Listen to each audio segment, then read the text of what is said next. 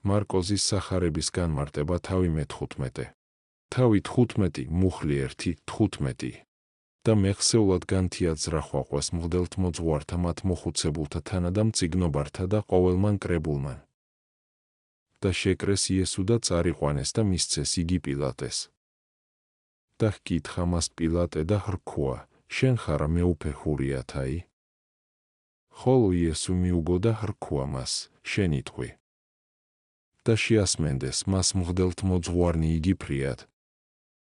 ხოლო პილატე კვალად ჰკითხა მას და hrქვა, არარას მიუგება. აჰა, რაოდენსა შეგწამებენ შენ. ხოლო იესუ არარა იმიუგო, ვიდრე მდის უკვირდაცა პილატეს. და რაი დღესასწაულ მიუტევის მათ ერთი პყრობილი, რომელიცა გამოითხოვიან.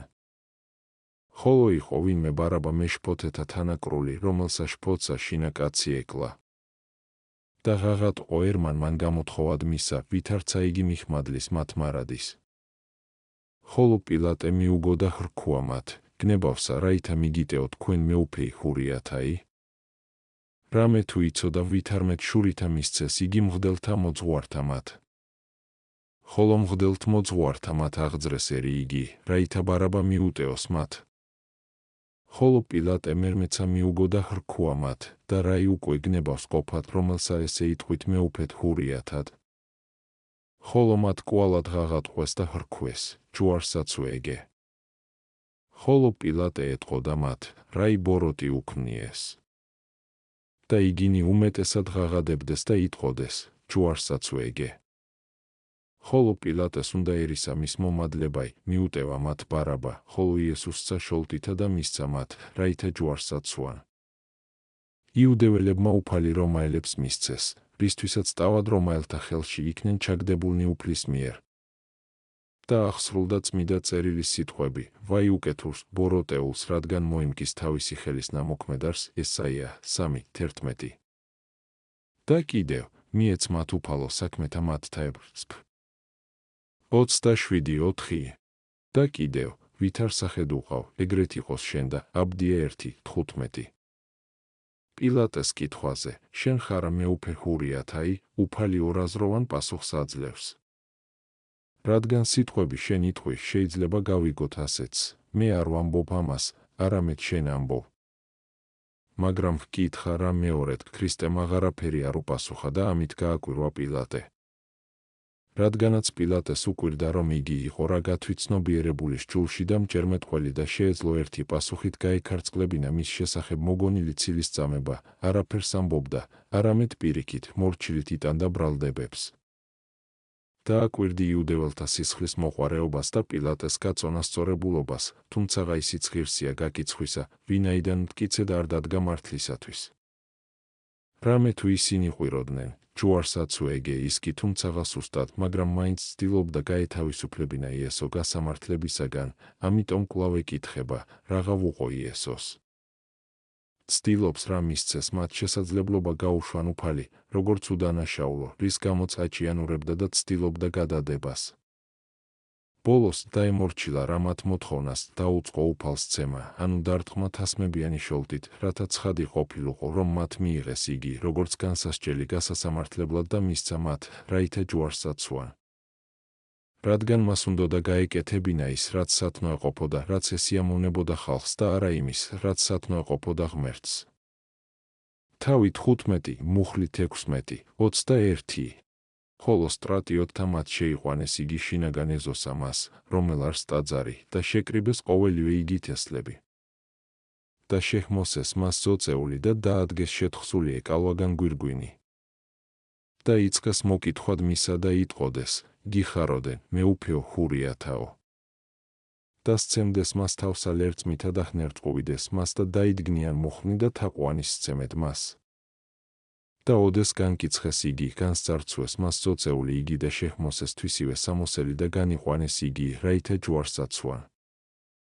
და პახრაკად წარიყვანეს თანაწარმავალი სიმონ ვინმე კვირინელი, მომავალი ველით, მამაი ალექსანდრესი და როფესი, რაითა აღიღოს ჯვარი მისი. სამხედრო ფენამ, რომელიც ყოველთვის ერთობოდა თავაწყვეტილი საქციელითა და შეურაცხყოფით, ახლაც თავისი ჩვეული თვისება გამოავლინა. ვინაიდან თუ კი იუდეველები, რომლებმაც ქრისტესგან ამდენი დამოძღვრა მოისმინეს და მისგან ასე ხშირად და ასე ბევრჯერ იღებდნენ წყალობას, ასე ლანძღვადნენ მას, რაღა უნდა ვთქვათ წარმართებზე? ამრიგად მათ მთელი რაზმი შეკრიბეს, შემოსეს იგი ძოწეულით, როგორც მეფე, რათა დაეცინათ და დაუწყეს ცემა, დიადემის ნაცვლად აიღეს ეკლის გვირგვინი, კვერთხის ნაცვლად კი ხელჯოხი. ეს ეშმაკის მსახურები აიძულებდნენ, როგორც ნათქვამია, ვინმე გამლელს ატაროს მისი ჯვარი. ამასთან მეორე მახარებელი ამბობს, რომ იესოს თავად მიჰქონდა ჯვარი, იოანე 19:17. მაგრამ ერთიც იყო და მეორეც. თავიდან რაღაც დრო თავად მიჰქონდა თავის ჯვარი, ხოლო როდესაც მონახეს სხვა, ვისაც შეეძლო წაღება, აიძულეს ეს უკანსკნელი და ჯვარი მან წაიღო. მაგრამ რისთვისაა ნათქვამი ისიც, თუ ისი მამა იყო ეს ადამიანი? მეტი დამაჯერებლობისთვის. რადგან ის კაცი ალბათ ჯერ კიდევ ცოცხალი იყო და შეეძლო მოეყოლა ყველაფერი ჯვართან დაკავშირებით. მაშ შევიმოსოთ ჩვენს ძოწეული, სამეფო სამოსი. იმის თქმა მინდა, რომ ჩვენც უნდა ვიდოდეთ მეფეთა მსგავსად, დავსტრგუნავთ რაგველსა და ღრიანკალს და დავამარცხებთ ცოდვას. ჩვენ ქრისტიანები გვქვია, ანუ ცხებულნი, ისე როგორც მეფეები იწოდებოდნენ ოდესღაც ქრისტიანებად. ამიტომაც დაე ჩვენი ცხოვრება იყოს არა მონური და მდაბალი, არამედ მეფური და თავისუფალი. ვატაროთ ეკლის გვირგვინი, ანუ ვისწრაფოთ დავიდგათ გვირგვინი მკაცრი, თავშეკავებული, ხორციელი სიამოვნებებისგან თავისუფალი ცხოვრებითა და არა განცრომაში, განებივრებულთა და გრძნობად სიამოვნებებს დაქვემდებარებულით. და ეგავხდეთ სვიმონი, რაც მორჩილებას ნიშნავს, და ავიღოთ იესოს ჯვარი, მაშ მოაკუდინენით უკვე ასონი თქვენი, კოლასელთა მიმართ 3:5. თავით 15, მუხლი 22, 28. და მოიყვანეს იგი გოლგოთას, ადგილსა, რომელ არს გამოთარგმანებით, თხემისა ადგილი. და მისცემდეს მას სუმად შემურულსა ღვინოსა, ხოლო მან არა მიიღო? და ჯვარსაცვეს იგი და განიყოფდეს სამოსელსა მისსა და განიგდებდეს მას ზედაცილსა, ვინ ძირა იაღიღოს. ხოლო იყო ჟამი მესამე და ჯვარსაცვეს იგი. და იყო ზედაწერილი ბრალისა მისისა იესრეთ დაწერილი, ესე არს მეუფეი ჰურიათაი. და მისთანა ჯვარსაცუნეს ორნი ავაზაკნი, ერთი მარჯვენით და ერთი მარცხენით მისა. და აღესრულა წერილი იგი, რომელი იტყვის ვითარმეთ, უსჯულოთა თანა შეირაცხა. არსებობს ჩვემადეწმი და მამებისგან მოღწეული გადმოცემა, რომ გოლგოთაზე დასაფლავებული იყო ადამი. უფალი აქ ეწმის ჯვარს ადამის დაცემისა და სიკვდილისაგან კურნების მომნიჭებელი, რათა იქვე აღესრულოს სიკვდილის რღვევა, სადა იყო საწყისი სიკვდილისა. და მისცემდა მას სუმად შემურულსა ღვინოსა. მაგრამ გუნდრუკო ყველაზე უფრო მწარე სითხეა, მასას ადამი ესუფალს დაცინვის მიზნით მისცეს. მეორე მახარებელი ამბობს, რომ უფალს მისცეს ძმარი ნაღვალთან შეზავებული, მათე 27-34, ხოლო მესამე, რომ მას კიდევ რაღაც მიუტანეს. მაგრამ ამაში არ არის წინააღმდეგობა, მაშინდელი განუკითხაობის პიპობებში ერთს ეს მოჰქონდა, სხვებს სხვა რამ, ერთს ძმარი ნაღვალში აღზავებული, მეორეს ღვინო გუნდრუკით. შეიძლება ისიც ყოფილიყო, რომ ღვინო ამჟავებული იყო, ხოლო გუნდრუკი დამწარებული და მაშას ადამენ, მახარებელები თანხმდებიან ერთმანეთს შორის, როდესაც ერთი მათგანი საუბრობს ღვინოზე გუნდრუკით, ხოლო მეორე ნაღვალთან შეზავებულ ძმარზე. რამე თუ ღვინოსთვის ძმარი ეწოდებინათ, ხოლო გუნდრუკისთვის ნაღველი, პირველი თავისი სიმჟავის გამო, მეორე სიმწარის. ამის მსგავსად, როდესაც ერთი ამბობს, რომ მისცემდეს მას სუმად შემურულსა ღვინოსა, ხოლო მან არ მიიღო, არ ეწინააღმდეგება მეორეს, რომელიც ამბობს, გემოირა იხილა არა უნდა სუმის. ვინაიდან როდესაც ნათქვამია, რომ არ მიიღო, ამით ნათლად არის ნაჩვენები, რომ არ დაულევია. და წილს იყრიდნენ მის სამოსზე აგრეთვე დაცინვის მიზნით, ანუ იყოფდნენ რა ერთმანეთს შორის ვითომ და მეფობის სამოს, მაშინ როდესაც იგი ღარიბული იყო. დაწერეს მისი ბრალდებაც, რისთვისაც ჯვარსაცვეს უფალი, მეუფე ჰურიათაი, რათა დაემცირებინათ მისი დიდება, როგორც აღმაშფოთებელი ადამიანისა და საკუთარი თავის მეფედ გამომცხადებლისა, რათა ყველა გამლელს, არა თუ არ შესწოდებოდა იგი, არამედ პირიქით, ემტრო მისთვის, როგორც მეფის ძალაუფლების მიმითვისებლობისთვის. მაგრამ როგორ ამბობს მარკოზი, რომ ქრისტე მესამე საათს აცვეს ჯვარს, ხოლო მათე, რომ ბნელი დადგა მეექვსე საათიდან. შეიძლება ითქვას, რომ მესამე საათს ჯვარს აცვეს, ხოლო მეექვსე საათიდან სიბნელი დადგა და გრძელდებოდა 9 საათამდე. ავაზაკებთან ერთადაც იმიტომ აცვეს ჯვარს, რომ ხალხს ცუდი წარმოდგენა ჰქონოდა მასზე, თითქოს ისიც ბოროტმოქმედი იყო. მაგრამ ეს ღმრთის წინასწარ განზრახულობით მოხდა. რადგანაც ერთი მხრივ არ სრულდა წინასწარმეტყველება, უსჯულოთა თანაშე ირაცხა ისაია 53:12, მეორე მხრივ ორი ავაზალი იყო სახეური ხალხისა, იუდეველებისა და წარმართებისა. ორივე ეს ხალხი იყო სჯულის დამარღვეველი, წარმართები როგორც ბუნებრივი სჯულის გარდამავალნი, ხოლო იუდეველები გარდამავალნი როგორც ამ სჯულისა ისე დაწერილისა, რომელიც მათ ღმერთმა მისცა. მაგრამ წარმართი ხალხი კეთილგონიერი ავაზაკი აღმოჩნდა. ამ ორ ხალხს შორის ჯვარს ეცმის უფალი, რამდენადაც იგი არის ლოდი, რომელიც თავისში გვაერთიანებს. თავი 15, მუხლი 29, 32 და თანა წარმავალნი იგი გმობდეს მას და ყრიდეს თავთა და იტყოდეს, ეჰა რომელი დაარღვევთ ტაძარსა ამას და მესამესა დღესა აღარ შეინებ, იხსენ თავითვისი და გარდამოხედ მაგიერ ჯვარით. ეგრეთვე მღვდელთმოძღვარნი იგი იმღერდეს მწიგნობართა თანა და იტყოდეს, სხვანი აცხოვნა, თავითვისი ვერ ძალუც ცხოვნებად ქრისტესა, მეუფესა ისრაელისასა. გარდამოხედინაც ჯვარით, რაითა ვიხილოთ და გურწმენეს. და მის თანა ჯვარცმულნიცა იგი ეგრეთვე აყვედრებდეს მას. თანა წარმავალნი, ანუ იმ გზით გამვლელები, სადაც უფალი აქცევს ჯვარს, ისინიც, ამბობს მახარებელი, გმობდნენ უფალს, საყვედურობდნენ რამას, როგორც მათ ყუარას. რამდენადაც უფალი სასწაულმოქმედებით მრავალთა მხსნელი იყო, გამვლელთა მსგავსად მღვდელმთავრებიც ამბობდნენ, სხვებს იხსნიდა, საკუთარი თავის ხსნა კი არ შეუძლია. ამას ამბობდნენ, რადგან დასცინოდნენ მის სასწაულებს და თვლიდნენ მათ მოჩვენებით მოვლენებად. მაგრამ იმისთვის, რომ ეთქვათ გარდამოხედიაც ჯვარით, ეშმაკი აღძრავს მათ. რამდენადაც ბოროტების მეუფე მიცოდა, რომ ჯვრით მოხდება გამოხსნა, კვლავ აცუდენ და უფალს, რათა მისი ჯვრიდან ჩამოსვლის შემთხვევაში დარწმუნებულიყო, რომ ის არაა წი ღმრთისა და რომ ამგვარად დარღვეულიყო ადამიანთა ჯვრით გამოხსნა. მაგრამ ჭეშმარიტად წი ღმრთისა იყო იგი და სწორედ ამიტომ არ ჩამოვიდა ჯვრიდან. პირიქით, რამდენადაც იცოდა, რომ ეს ადამიანთა გამოხსნისათვის ხდებოდა, მან გადაწყვიტა კიდეც ჯვარცმულიყო, თავიდან ორივენი აყვედრებდნენ მას. შემდეგ ერთმა მათგანმა აღიარა მისი უდანაშაულობა და მეორესაც კი შეაგონებდა, როდესაც იგი გმობდა.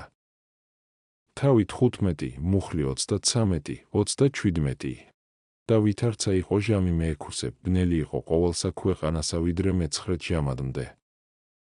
და მეცხრესა ჟამსა ხმაყო იესო ხმითა დიდითა და თქვა, ელოი, ელოი, ლიმა საბაქთანი. რომელ არს თარგმანებით, ღმერთო, ღმერთო ჩემო, რაისათვის დამიტევობ მე? და რომელთა მე წინაშე მდგომელთა ესმა და იტყოდეს, აჰა ელიას ხადის. და მირბიოდა ერთი და აღავსო ღრუბელი ძმრითა და დაადგა ლერწამსა და ასუმიდა და იტყოდა, უტევეთ, ვიხილოთ, უკვე თუ მოვიდეს ელია გარდამოხსნად მაგისა.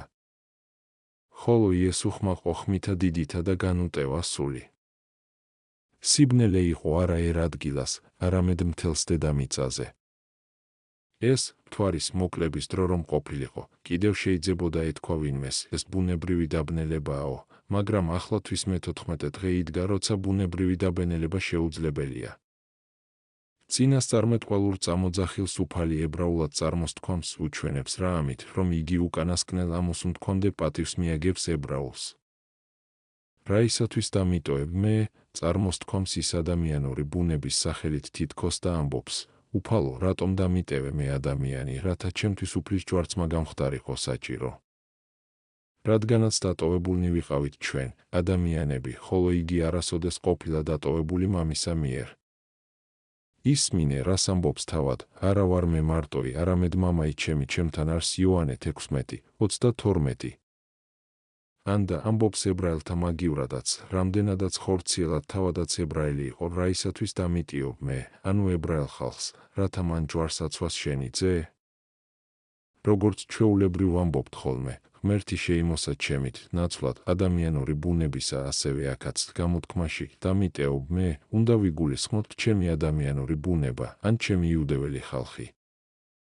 და მირბიოდა ერთი და აღავსო ღრუბელი ძმრითა და დაადგა ლერწამს აასუმდა, რათა ძმრის სიმწარეს მალე მოეკლა იგი. იესომ განუტევა სული შესწახა რა ხმამაღლა, თითქოს დას მოუწოდებდა სიკვდილს, როგორც მეუფემ და თავისივე ძალაუფლებით აღსრულებულმა. ხოლო როგორი იყო ეს შეძახილი, აღნიშნა ლუკამ, მამაო, ხელთა შენთა შევხვედრებ სულსა ჩემსა. ლუკა 23:46. ამით უფალმა ხო ისიც ჩვენთვის, რომ წმინდანთა სულები ღმრთის ხელში გადაეცემიან. რამდენადაც მანამდე ყველა სული ჯოჯოხეთში იმყოფებოდა, სანამ არ მოვიდოდა მქადაგებელი ტყვექმნელთა განტევებისა. თავი 15, მუხლი 38, 41. და კრეცაბმელი იგი ტაძრისა იმისგან იყო ორად, ზეითგან ვიდრე ქვედმდე. და ვითარცა იხილა ასისთავმან მან, რომელი დგა წინაშე მისსა, რამე თუ ესრეთ ღაღატყო და განუტევა სული, თქვა, ჭეშმარიტად კაცი ესე ღმრთისა იყო.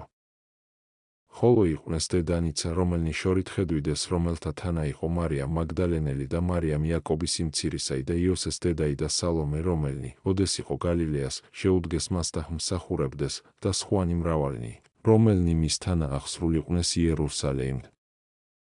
კრეცაბმელი ორად განიპო იმის ნიშანად, რომ სული წმიდის მადლმა დატოვა ტაძარი, რომ წმიდათა წმიდა გახდება ხილული და ყველასთვის ხელმისაწვდომი, როგორც ეს აღსრულდა კიდეც, როდესაც რომაელები შემოვიდნენ და რომ თავად ტაძარიც მწუხარებს.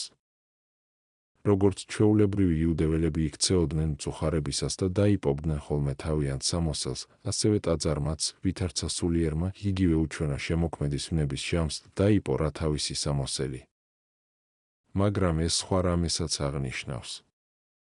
ჩვენი ხორცი არის კრეცაბმელი ჩვენი ტაძრისა, ანუ გონებისა, რომელიც ხორცს ჰქონდა სულზე, განიპო ქრისტეს ვნებებით ზეითგან, ვიდრე ქვემდე, ანუ ადამიდან მოყოლებული უკანასკნელ ადამიანამდე.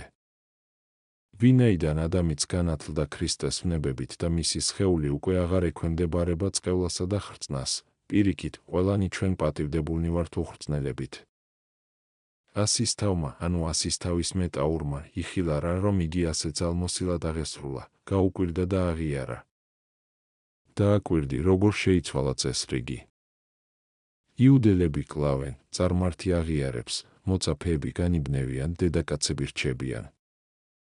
იყვნენ, ამბობს მახარებელი, დედანიცა, რომელთა თან იყო მარიამ მაგდალინელი და მარიამ იაკობის იმცირისაი და იოსეს დედაი, ანუ ღმრთის მშობელი, რომელიც მათთვის დედა იყო.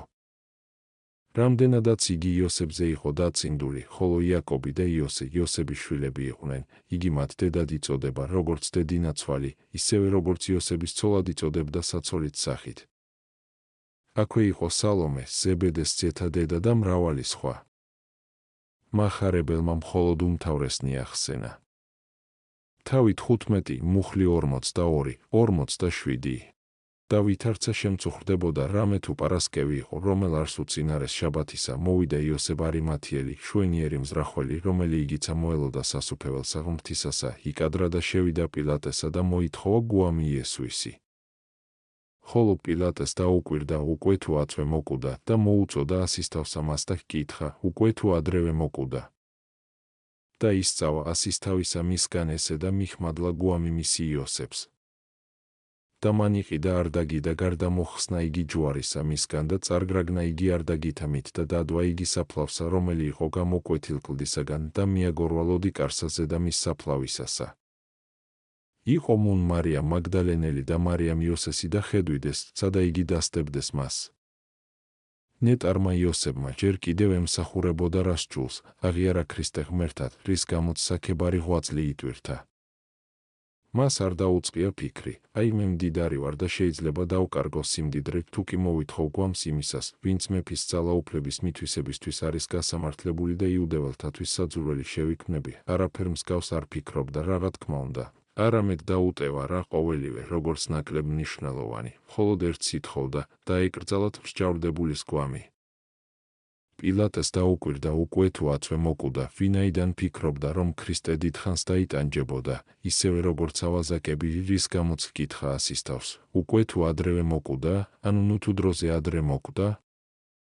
გვამის მიღების შემდეგ იოსებმა იყიდა ტილო და გარდამოხსნა რა გვამი გაახვია მასში პატიოსნის პატიოსნად დამკრძალავმა. რადგან თავაც ქრისტეს მოწაფე იყო და იცოდა როგორი პატივი უნდა მიეგო მეუფისათვის. იგი ჩინებული იყო, ანუ ადამიანი პატივსაცემი, კეთილზნეობრივი, უმციკლო. რაც შეეხება მრჩევლის წოდებას, ეს გარკვეული ღირსება იყო, ან უკეთ რომ ვთქვათ, მსახურება და თანამდებობა სამოქალაქო, რომლის მქონებლებსაც სასამართლო საქმეები უნდა წარემართათ და აქ ხშირად ექვემდებარებოდნენ იმ საფრთხეებს მდგომარეობის ბოროტად გამოყენებისა, რაც ამ ადგილისთვის არის დამახასიათებელი. და ისმინონ მდიდრებმა და მათ, ვინც საზოგადოებრივი საქმეებით არის დაკავებული, რომ მრჩევლის პატივი სრულიად არ უშლიდა ხელს იოსების სათნოებას. სახელი იოსები ნიშნავს შესაწირავს, ხოლო არიმათიელი, აიღე იგი. ჩვენც მივსდიოთ მის მაგალითს, გამოვიჩინოთ გულმოდგინება სათნოებათა მიმართ და ავიღოთ იგი, ანუ ჭეშმარიტი სიკეთე. გავხდეთ ღირსნი იესოს ხორცის მიღებისას ზიარების გზით და ჩავაბრძანოთ იგი კლდისაგან ნათელ კუბოში, ანუ სულში, რომელსაც მტკიცედ ახსოვს და არ ივიწყებს ღმერთს. და ჩვენი სული იყოს კიდეც ნათალი კლდისაგან, ანუ დაემტკიცოს ქრისტეში, რომელიც არის კლდე და გავახვიოთ მისი გვამი ტოლოში, ანუ მივიღოთ იგი განწმენდილ სხეულში, რადგანაც სხეული ერთგვარი ტილოა სულისთვის. ღმრთაებრივი ხორცი მხოლოდ სუფთა სულში კი არ უნდა მივიღოთ, არამედ სუფთა სხეულშიც. იგი ხომ უნდა შემოეხვიოს მას, ანუ დაფაროს და არა სააშკარაოზე გამოიტანოს, ვინაიდან საიდუმლოება დაფარული უნდა იყოს, იდუმალი და არა გაცხადებული.